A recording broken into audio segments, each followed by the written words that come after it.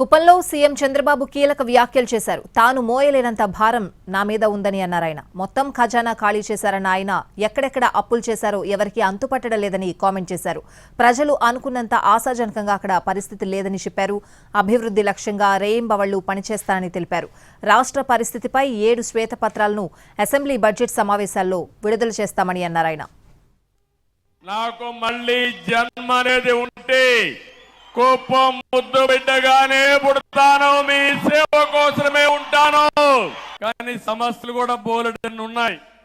నేను మొయ్యలేనంత భారం ఉంది, ఆ విషయం కూడా మీరు గుర్తుపెట్టుకోవాలి. మీకు కనపడినంత ఆశాజనకంగా లేదు. ఖజానా ఖాళీ అయిపోయింది.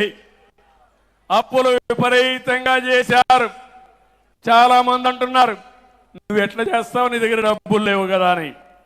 ఉన్నదే నాకు మనో సంకల్పం, మనోధైర్యం. 5 కోట్ల మంది కోసం, మీ భవిష్యత్తు కోసం ఎంత కష్టమైనా పడతాను, ఎంత భారమైనా మోస్తాను. తిరిగి రాష్ట్రాన్ని గాడిన పెట్టే బాధ్యత నాదని మరొకసారి మీ అందరికీ తెలియజేస్తున్నా.